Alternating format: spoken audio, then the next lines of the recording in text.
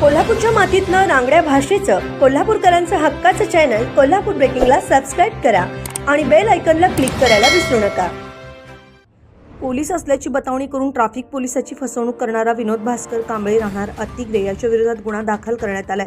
विनोद भास्कर कांबळे हा आपल्या दुचाकीवरून कोल्हापुरातील दाभोळगड कॉर्नर येथे आला असता तेथे शहर वाहतूक शाखेचे पोलीस अमर उबाळे हे तेथे सेवा बजावत होते। त्या ठिकाणी त्या दुचाकीवाल्याकडे लायसन्सची मागणी केली असता दुचाकीवाल्याने आपण इचलकरंजी येथे ट्रॅफिक पोलीस असून पावत्या फाडण्याचे काम करत असल्याचे सांगून 4 दिवस किरकोळ रजेवर असल्याचे सांगितले।